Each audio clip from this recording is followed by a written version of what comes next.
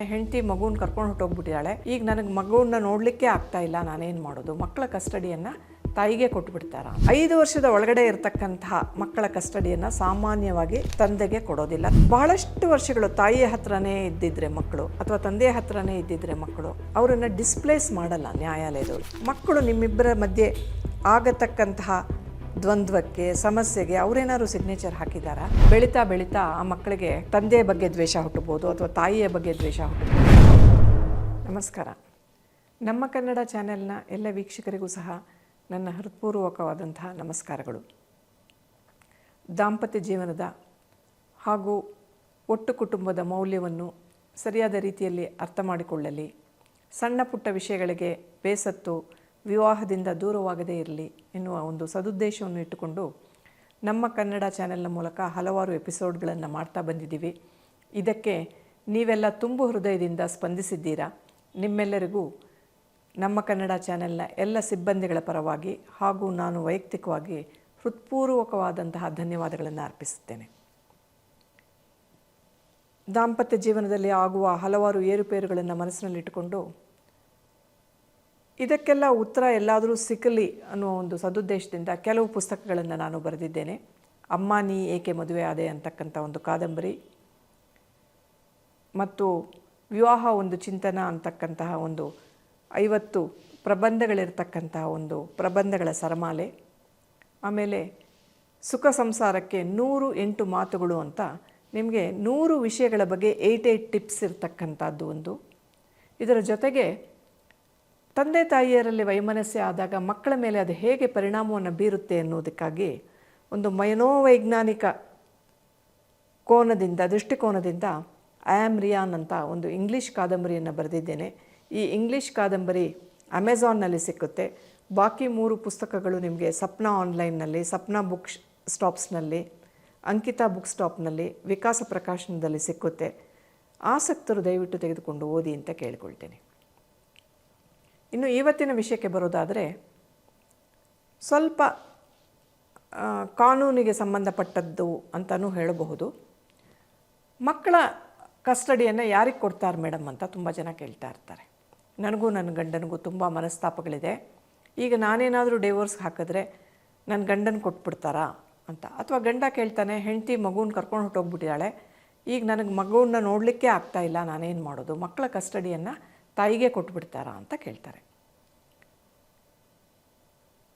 ಮಕ್ಕಳ ಕಸ್ಟಡಿಯನ್ನು ಯಾರಿಗೆ ನ್ಯಾಯಾಲಯ ಕೊಡುತ್ತೆ ಅಂತಕ್ಕಂಥದ್ದು ಆ ಕೇಸಿಗೆ ಸಂಬಂಧಪಟ್ಟಂತಹ ಫ್ಯಾಕ್ಟ್ಸ್ ಆ್ಯಂಡ್ ಸರ್ಕಮ್ಸ್ಟೆನ್ಸಸ್ ಮೇಲೆ ಡಿಪೆಂಡ್ ಆಗಿರುತ್ತೆ.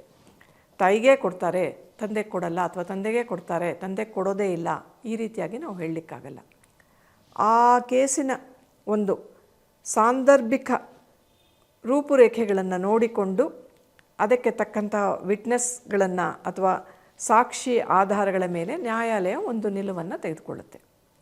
ಏನೇ ನಿಲುವನ್ನು ಒಂದು ನ್ಯಾಯಾಲಯ ತೆಗೆದುಕೊಂಡರೂ ಸಹ ಕೌಟುಂಬಿಕ ನ್ಯಾಯಾಲಯದಲ್ಲಿ ನೀವು ಫಸ್ಟ್ ಹೋಗಬೇಕಾಗತ್ತೆ. ಅದರ ಮೇಲೆ ಹೈಕೋರ್ಟ್ಗೆ ಅಪೀಲು, ಅದರ ಮೇಲೆ ಸುಪ್ರೀಂ ಕೋರ್ಟ್ಗೆ ಅಪೀಲು. ಇಷ್ಟಾಗೋಷ್ಟೊತ್ತಿಗೆ ಮಕ್ಕಳು ಮೆಜಾರಿಟಿಗೆ ಬಂದುಬಿಟ್ಟಿರ್ತಾರೆ. ಇದು ಒಂದು ವಿಷಯ. 5 ವರ್ಷದ ಒಳಗಡೆ ಇರತಕ್ಕಂತಹ ಮಕ್ಕಳ ಕಸ್ಟಡಿಯನ್ನು ಸಾಮಾನ್ಯವಾಗಿ ತಂದೆಗೆ ಕೊಡೋದಿಲ್ಲ, ತಾಯಿ ಹತ್ರನೇ ಉಳ್ಕೊಳ್ಳಿ ಅಂತ ಹೇಳ್ತಾರೆ. ಸಾಮಾನ್ಯವಾಗಿ ನಾನು ಹೇಳ್ತಾ ಇರ್ತಕ್ಕಂಥದ್ದು. ರೇರೆಸ್ಟ್ ಆಫ್ ರೇರ್ ಸರ್ಕಮ್ಸ್ಟೆನ್ಸಸ್ ಬೇರೆನೂ ಇರಬಹುದು. 5 ವರ್ಷ ದಾಟಿದ ಮೇಲೆ ಹೇಗೂ ಆಗಬಹುದು.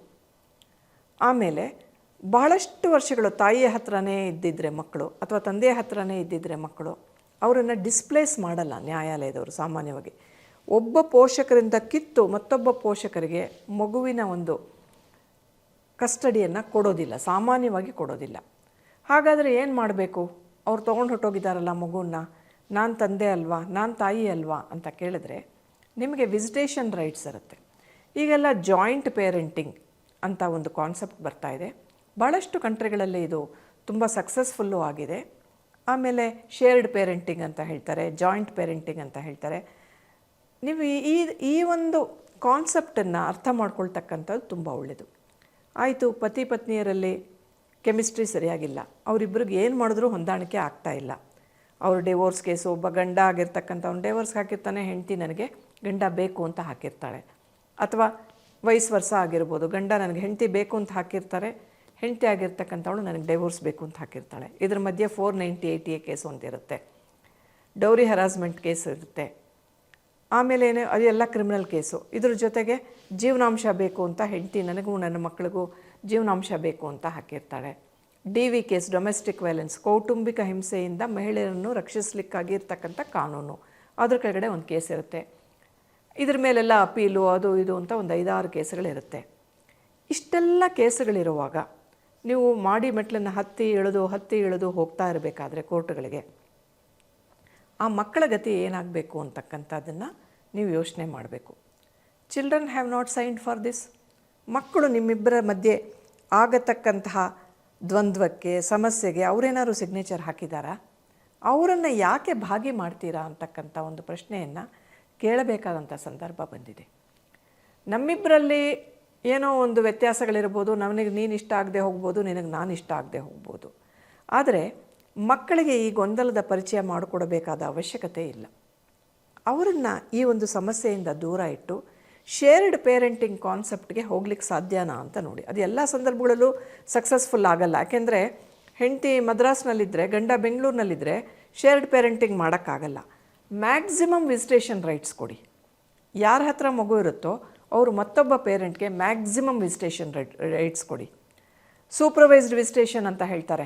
ನಾನು ಇರಲೇಬೇಕು, ನಾನು ಫೋಟೋ ಹಿಡ್ಕೊಳ್ಬೇಕು, ನಾನು ಎಲ್ಲ ವೀಡಿಯೋ ಮಾಡ್ಕೊಳ್ತೀನಿ. ಆ ಮಕ್ಕಳು ಹೇಗೆ ಸರ್? ತಂದೆ ತಾಯಿ ಹತ್ರ ನಾನು ಮಾತಾಡುವಾಗ, ತಂದೆ ಹತ್ರನೋ ತಾಯಿ ಹತ್ರನೋ ಮಾತಾಡುವಾಗ ಮತ್ತೊಬ್ಬರು ವೀಡಿಯೋ ಮಾಡ್ಕೊಳ್ತಾ ಇದ್ದಾರೆ ಅಂದರೆ ಆ ಮಗುವಿಗೆ ಎಷ್ಟು ಕಷ್ಟ ಆಗ್ಬೋದು, ಅದು ಜೀವನದಲ್ಲಿ ಹೇಗೆ ಬೆಳೆಯುತ್ತೆ ಅಂತಕ್ಕಂಥದ್ದನ್ನು ಯೋಚನೆ ಮಾಡಿ. ಒಬ್ಬ ಪೇರೆಂಟಿಂದ ಮತ್ತೊಬ್ಬ ಪೇರೆಂಟು ಮಗುವನ್ನು ಅಥವಾ ಮಕ್ಕಳನ್ನು ಬೇರ್ಪಡಿಸಿದಾಗ ಆ ಮಕ್ಕಳ ಮನಸ್ಸಿನಲ್ಲಿ ಏನೆಲ್ಲ ಆಘಾತ ಆಗುತ್ತೆ ಅಂತಕ್ಕಂಥದ್ದನ್ನು ಯೋಚನೆ ಮಾಡಬೇಕು. ಬೆಳೀತಾ ಬೆಳೀತಾ ಆ ಮಕ್ಕಳಿಗೆ ತಂದೆಯ ಬಗ್ಗೆ ದ್ವೇಷ ಹುಟ್ಟಬೋದು, ಅಥವಾ ತಾಯಿಯ ಬಗ್ಗೆ ದ್ವೇಷ ಹುಟ್ಟಬೋದು, ಅಥವಾ ಮದುವೆಯ ಬಗ್ಗೆನೇ ದ್ವೇಷ ಹುಟ್ಟಬೋದು, ಅಥವಾ ಮದುವೆ ಆದಮೇಲೆ ಮಕ್ಕಳನ್ನು ಮಾಡ್ಕೊಳ್ಳೋದೇ ಬೇಡ, ನಾವು ಎಷ್ಟೆಲ್ಲ ಅನುಭವಿಸಿದ್ವಿ ಅಂತ ಆ ರೀತಿಯಾದಂಥ ಯೋಚನೆಯನ್ನು ಮಾಡ್ಕೊಳ್ಳೋಂತಹ ಒಂದು ಪರಿಸ್ಥಿತಿಗೂ ಹೋಗಬಹುದು. ಆಮೇಲೆ ಎಲ್ಲ ವ್ಯಕ್ತಿಗಳನ್ನು ತೂಕಕ್ಕೆ ಹಚ್ಚುವಂತಹ ಒಂದು ಮನೋಭಾವವನ್ನು ಬೆಳೆಸ್ಕೊಳ್ಬಹುದು. ಅಪ್ಪ ಸರಿನಾ ಅಮ್ಮ ಸರಿನಾ ಅಂತ ಯೋಚನೆ ಮಾಡುವಂಥ ವಯಸ್ಸು ಆ ಮಕ್ಕಳದ್ದು ಖಂಡಿತ ಆಗಿರಲ್ಲ. ನಾನು ಬೋಂಡಾ ತಿನ್ನಬೇಕಾ, ಐಸ್ ಕ್ರೀಮ್ ತಿನ್ನಬೇಕಾ, ಬಜ್ಜಿ ತಿನ್ನಬೇಕಾ, ಚಾಕ್ಲೇಟ್ ತಿನ್ನಬೇಕಾ, ಕೆಂಪು ಬಟ್ಟೆ ಹಾಕ್ಕೋಬೇಕಾ, ನೀಲಿ ಬಟ್ಟೆ ಹಾಕ್ಕೋಬೇಕಾ, ಫುಟ್ಬಾಲ್ ಆಡಬೇಕಾ, ಕ್ರಿಕೆಟ್ ಆಡಬೇಕಾ, ಈ ರೀತಿಯಾದಂಥ ಯೋಚನೆಗಳನ್ನು ಬೆಳೆಸ್ಕೊಳ್ಳುವಂಥ ವಯಸ್ಸಿನಲ್ಲಿ ನಾನು ಸರಿನಾ ನಿಮ್ಮಪ್ಪ ಸರಿನಾ, ನಾನು ಸರಿನಾ ನಿಮ್ಮಮ್ಮ ಸರಿನಾ, ನನ್ನ ಕಡೆಯವ್ರು ಸರಿನಾ ಅವ್ರ ಕಡೆಯವ್ರು ಸರಿನಾ ಅಂತಕ್ಕಂಥ ವಿಚಾರಗಳನ್ನ ಮನಸ್ಸಿನಲ್ಲಿ ತುಂಬೋದು ತುಂಬ ತಪ್ಪು. ದಯವಿಟ್ಟು ಅರ್ಥ ಮಾಡ್ಕೊಳ್ಳಿ, ಈ ಭೂಮಿಗೆ ನಾವು ಮಕ್ಕಳನ್ನು ಆ ಒಂದು ಪ್ರಾಬ್ಲಮ್ಸ್ನ ಅವರು ಫೇಸ್ ಮಾಡಲಿ, ನಮ್ಮ ಪ್ರಾಬ್ಲಮ್ಸ್ ಜೊತೆಗೆ ಅವರು ಸೇರ್ಕೊಂಡ್ಬಿಡಲಿ ಅನ್ನೋ ಕಾರಣಕ್ಕಾಗಿ ಖಂಡಿತವಾಗಿಯೂ ನಾವು ಕರ್ಕೊಂಡು ಬಂದಿರಲ್ಲ. ಹೀಗಾಗಿ ಮಕ್ಕಳಿಗೆ ಅವರದೇ ಆದ ಸ್ವಾತಂತ್ರ್ಯವನ್ನು ಕೊಡಿ. ಹೆಲ್ತಿ ಫ್ಯಾಮಿಲೀಸ್ನಲ್ಲೂ ಮಕ್ಕಳೇನು ಮಾಡ್ತಾರೆ ಅಂತಂದರೆ, ಅಮ್ಮ ಅಪ್ಪ ನೋಡಿದ್ಯಾ ಹೆಂಗಂದರು ಅಂತ ನಮ್ಮ ಮಕ್ಕಳು ನಮ್ಮ ಹತ್ರ ಹೇಳ್ತಾರೆ. ದೊಡ್ಡ ದೊಡ್ಡ ಮದುವೆ ಆಗಿರೋ ಮಕ್ಕಳುಗಳು ನಮ್ಮ ಹತ್ರ ಹೇಳ್ತಾರೆ. ಹಾಗೆ ನಾನು ಹೊರಗಡೆ ಹೋದ್ಮೇಲೆ ನನ್ನ ಗಂಡನ ಹತ್ರ ಹೇಳ್ತಾರೆ, ಅಪ್ಪ ಅಮ್ಮ ನೋಡಿದ್ಯಾ ಯಾವ ಥರ ಮಾತಾಡ್ತಾರೆ ಅಂತ, ಅಮ್ಮ ಹೀಗೆ ಮಾಡ್ಬೋದಾಗಿತ್ತ. ಇದೆಲ್ಲ ಕಾಮನ್ನು. ನೀವು ಟ್ಯೂಟರ್ ಮಾಡಬೇಕಾದ ಅವಶ್ಯಕತೆ ಇಲ್ಲ. ಮಕ್ಕಳಿಗೆ ಅವ್ರ ತಂದೆ ತಾಯಿಯಲ್ಲಿ ಏನನ್ನು ಇಷ್ಟಪಡಬೇಕು, ಏನನ್ನು ಇಷ್ಟಪಡಬಾರ್ದು, ಯಾವುದನ್ನು ವಿರೋಧಿಸಬೇಕು, ಯಾವುದನ್ನು ವಿರೋಧಿಸಬಾರ್ದು, ಇದೆಲ್ಲ ಗೊತ್ತಿರುತ್ತೆ.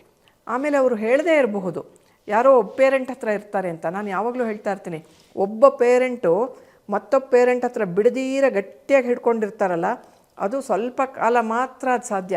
ಯಾವುದೋ ಒಂದು ಸಮಯದಲ್ಲಿ 15-16 ವರ್ಷ ದಾಟಿದ ಮೇಲೆ ಪಕ್ಕಂತ ಈ ಪೇರೆಂಟನ್ನು ಬಿಟ್ಬಿಟ್ಟು ಮತ್ತೊಬ್ಬ ಪೇರೆಂಟ್ ಹತ್ರ ಹೊರಟೋಗ್ತಾರೆ, ಅಥವಾ ಇಬ್ಬರನ್ನೂ ಬಿಟ್ಬಿಟ್ಟು ಎಲ್ಲೋ ತಮ್ಮ ಒಂದು ಜೀವನವನ್ನು ತಾವೇ ನಿರೂಪಿಸ್ಕೊಂಡು ಹೋಗ್ತೀವಿ ಅಂತ ಹೇಳಿ ಹೋಗ್ತಾರೆ. ಇದೆಲ್ಲ ಆಗಲಿಕ್ಕೆ ನೀವು ಅವಕಾಶವನ್ನು ಮಾಡಿಕೊಡ್ಬೇಡಿ. ಸಾಧ್ಯವಾದಷ್ಟು ಫ್ರೀಡಮ್ ಕೊಡಿ. ನಿಮಗೆ ಅವ್ರ ಮಗುನ ಕರ್ಕೊಂಡು ಹೊರಟೋಗ್ಬಿಡ್ತಾರೆ ಅನ್ನೋ ಹೆದರಿಕೆ ಇದೆಯಾ, ನ್ಯಾಯಾಲಯದಿಂದ ಒಂದು ಆದೇಶವನ್ನು ಪಡೆಯಿರಿ. ಇಷ್ಟು ಟೈಮು, ಇಷ್ಟು ಇಂಥ ಕಡೆ, ಹೀಗೆ ಅವರು ಮಗುವಿನ ಜೊತೆಗೆ ಸಮಯವನ್ನು ಕಳೆಯಬಹುದು, ನಾನು ಅದಕ್ಕೆ ಸಂಪೂರ್ಣವಾಗಿ ಸಹಕಾರ ಮಾಡ್ತೀನಿ ಅಂತ. ಅವಾಗ ಏನಾಗುತ್ತೆ ಅಂದರೆ ನಿಮಗೆ ಟೆನ್ಷನ್ ಇರಲ್ಲ, ಸ್ಟ್ರೆಸ್ಡ್ ಒಂದು ಎನ್ವೈರ್ಮೆಂಟಲ್ಲಿರಲ್ಲ. ಮಕ್ಕಳು ಸಹ ಚೆನ್ನಾಗಿ ಎರಡೂ ಕಡೆಯೂ ಚೆನ್ನಾಗಿ ಸ್ಪಂದಿಸ್ತಾ ಹೋಗ್ತಾರೆ. ಅವ್ರ ಬುದ್ಧಿ ಬಂದುಬಿಟ್ರೆ ಇವ್ರ ಬುದ್ಧಿ ಬಂದುಬಿಟ್ರೆ ಅಂತ ಕೆಲವ್ರು ಕೇಳ್ತಾರೆ. ಅಲ್ಲ, ಮಗು ಬಂದಿರೋದೇ 2 ವ್ಯಕ್ತಿಗಳಿಂದ ಬಂದಿರುತ್ತೆ. ಅವ್ರ ಬುದ್ಧಿ ಬರುತ್ತಾ, ಈ ಬುದ್ಧಿ ಬರುತ್ತಾ? ನೀವು ಕೋಪಿಷ್ಠರಾಗಿದ್ದರೆ ನಿಮ್ಮ ಮಗು ಕೋಪಿಷ್ಠರಾಗಬೇಕು ಅಂತೇನಿಲ್ಲ. ನೀವು ತುಂಬ ಸತ್ಯವಂತರಾಗಿದ್ದರೆ ನಿಮ್ಮ ಮಗು ಸುಳ್ಳು ಹೇಳದೇ ಇರಬೇಕು ಅಂತ ಏನೂ ಇಲ್ಲ. ಎನ್ವಿರಾನ್ಮೆಂಟಲ್ ಇನ್ಫ್ಲೂಯೆನ್ಸಸ್ ಏನೇನನ್ನು ತರಬಹುದು, ಜೆನೆಟಿಕ್ಕಾಗಿ ಏನೇನು ಬರಬಹುದು ಅಂತಕ್ಕದ್ರ ಬಗ್ಗೆ ನಿಮಗೇನಾದರೂ ಅನುಮಾನಗಳಿದ್ದರೆ ಯಾರಾದರೂ ಒಬ್ಬರು ಚೈಲ್ಡ್ ಸೈಕಾಲಜಿಸ್ಟನ್ನು ಕೇಳಿ, ಸೈಕಿಯಾಟ್ರಿಸ್ಟ್ ಹತ್ರ ಹೋಗಿ ಕೇಳಿ. ನನ್ನ ಗಂಡನ ಮನೆಯವರಿಗೆ ಈ ರೀತಿಯಾದಂಥ ಬಿಹೇವಿಯರ್ ಇದೆ, ನನ್ನ ಹೆಂಡತಿ ಮನೆಯವ್ರಿಗೆ ಈ ರೀತಿಯಾದಂಥ ಬಿಹೇವಿಯರ್ ಇದೆ, ನನ್ನ ಮಗು ಅವ್ರ ಹತ್ರ ತುಂಬ ಸಮಯ ಕಳೆಯೋದ್ರಿಂದ ಆ ಮಗುವಿಗೆ ಏನೆಲ್ಲ ಆಗಬಹುದು, ಏನೆಲ್ಲ ಆಗಬಾರ್ದು, ಆಗುತ್ತಾ ಇಲ್ವಾ, ಈ ಎಲ್ಲ ಒಂದು ವಿಷಯಗಳನ್ನು ನೀವು ಕೇಳಿ ತಿಳಿದುಕೊಳ್ಳಿ. ಸುಮ್ಮನೆ ಆಪಾದನೆಯನ್ನು ಮಾಡ್ತಾ ಆ ಮಕ್ಕಳನ್ನು ತಂದೆಯಿಂದನೋ ತಾಯಿಯಿಂದನೋ ಖಂಡಿತವಾಗಿಯೂ ಬೇರ್ಪಡಿಸಬೇಡಿ. ಹೀಗಾಗಿಯೇ ಬಹಳಷ್ಟು ನ್ಯಾಯಾಲಯಗಳಲ್ಲಿ ಇತ್ತೀಚಿನ ದಿನಗಳಲ್ಲಿ ಶೇರ್ಡ್ ಪೇರೆಂಟಿಂಗ್ ಅಥವಾ ಕೋ ಪೇರೆಂಟಿಂಗ್ಗೆ ತುಂಬ ಸಹಾಯವನ್ನು ಮಾಡ್ತಾ ಇದ್ದಾರೆ. ತುಂಬ ಆ ಒಂದು ಕಾನ್ಸೆಪ್ಟನ್ನ ಹೆಚ್ಚಾಗಿ ಅವರು ಇಷ್ಟಪಡ್ತಾ ಇದ್ದಾರೆ. ಅದನ್ನು ಮಾಡಲಿ ಅಂತ ಹೇಳಿ ತುಂಬ ಪ್ರೋತ್ಸಾಹವನ್ನು ಕೊಡ್ತಾ ಇದ್ದಾರೆ. ಅಂದರೆ ಅದಕ್ಕೆ ಲೆಕ್ಕಾಚಾರ ಅಲ್ಲ, 15 ದಿವಸ ನಿನಗೆ 15 ದಿವಸ ನಿನಗೆ, 6 ಗಂಟೆ 5 ನಿಮಿಷಕ್ಕೆ ಕೊಟ್ಟರೆ 6 ಗಂಟೆ 3 ನಿಮಿಷಕ್ಕೆ ವಾಪಸ್ ಮಗುವನ್ನು ಬಿಡಬೇಕು, ಆ ಥರ ಅಲ್ಲ. ಶೇರ್ಡ್ ಪೇರೆಂಟಿಂಗ್ ಅಂದರೆ ಯಾವ್ಯಾವ ರೀತಿಯಲ್ಲಿ ನಾವಿಬ್ಬರು ಮಗುವಿನ ಒಂದು ಜೀವನದಲ್ಲಿ ಭಾಗಿಯಾಗ್ಬೋದು ಅಂತ. 10 ವರ್ಷದ ಮಗುವಿನ ಕಸ್ಟಡಿಗೆ ಹಾಕ್ಕೊಂಡಿರುವಾಗ ತಂದೆ ಹೇಳ್ತಾರೆ, ನನಗೆ ಬರೀ 3 ಗಂಟೆ ಕಾಲ ಕೊಡ್ತಾರೆ ಮೇಡಮ್, ನಾನೇನು ಮಾಡಲಿ, ನಾನು ಬೊಂಬಾಯಿಂದ ಬರ್ತೀನಿ, ಮದ್ರಾಸಿಂದ ಬರ್ತೀನಿ ಮಗುವನ್ನು ನೋಡಲಿಕ್ಕೆ ಅಂತ. ತಾಯಿ ಹೇಳ್ತಾಳೆ, ಈ 10 ವರ್ಷದಲ್ಲಿ 10 ವರ್ಷನೂ ಸೇರಿಸಿದ್ರು 3 ಗಂಟೆ ಕಾಲ ತಂದೆ ಮಗುವಿನ ಹತ್ತಿರಕ್ಕೆ ಕಳೆದಿಲ್ಲ. ಈಗ ಮಗು 3 ಗಂಟೆ ಕೊಟ್ಟಿರೋದು ಮಗುವಿನ ಹತ್ರ ಕಳೆಯೋದಕ್ಕೆ ಸಾಧ್ಯ ಇಲ್ಲ, ನನಗಿನ್ನೂ ಜಾಸ್ತಿ ಬೇಕು ಅಂತ ಕೇಳ್ತಾ ಇದ್ದಾರೆ, ಇದು ಯಾವ ನ್ಯಾಯ ಅಂತ ಕೇಳ್ತಾರೆ. ನಮ್ಮ ಹತ್ತಿರ ಇದ್ದಾಗ ನಾವು ಅದ್ರ ಬಗ್ಗೆ ಯೋಚನೆ ಮಾಡಲ್ಲ, ಕಳ್ಕೊಂಡಾಗ ಮಾತ್ರ ಸಂಬಂಧಗಳ ವ್ಯಾಲ್ಯೂ ಗೊತ್ತಾಗುತ್ತೆ ಕೆಲವು ಸಂದರ್ಭದಲ್ಲಿ. ದಯವಿಟ್ಟು ಯೋಚನೆ ಮಾಡಿ, ದಂಪತಿಗಳಲ್ಲಿ ವೈಮನಸ್ಯ ಬಂದಾಗ ಮಕ್ಕಳವರೆಗೂ ನಾವು ಅದನ್ನು ತೆಗೆದುಕೊಂಡು ಹೋಗೋದು ಬೇಡ ಅಂತ ನಾವಿಬ್ಬರೂ ಕೂತು ತೀರ್ಮಾನ ಮಾಡಿಕೊಳ್ಳೋಣ ಅನ್ನೋ ಒಂದು ಮನೋಭಾವವನ್ನು ಇಬ್ಬರು ಬೆಳೆಸ್ಕೊಳ್ಳಿ. ಈ ಎಲ್ಲ ವಿಷಯದವನ್ನು ಗಮನದಲ್ಲಿಟ್ಕೊಂಡೇ ನಾನು ಐ ಆಮ್ ರಿಯಾನ್ ಅಂತ ಪುಸ್ತಕವನ್ನು ಬರೆದಿರೋದು. ಅದೊಂದು ಕಾದಂಬರಿ, ದಯವಿಟ್ಟು ಓದಿ ನೋಡಿ. ಮಕ್ಕಳ ವಿಷಯದಲ್ಲಿ ವೈಮನಸ್ಯ ಇರತಕ್ಕಂಥ ಪೇರೆಂಟ್ಸ್ ಅದನ್ನು ಓದಿದ್ರೆ ಬಹುಶಃ ನಿಮಗೇನಾದರೂ ಒಂದು ದಾರಿ ಸಿಕ್ಕಬಹುದು ಅಂತ ನನಗೆ ಅನಿಸುತ್ತೆ. ನಮಸ್ಕಾರ. ನಮ್ಮ ಕನ್ನಡ ಫೇಸ್ಬುಕ್ ಪೇಜ್ನ ಲೈಕ್ ಮಾಡಿ, ಯೂಟ್ಯೂಬ್ ಚಾನೆಲ್ನ ಸಬ್ಸ್ಕ್ರೈಬ್ ಮಾಡಿ. For more updates click on the bell icon. ನಮ್ಮ ಕನ್ನಡ ಡಿಜಿಟಲ್ ಮೀಡಿಯಾ.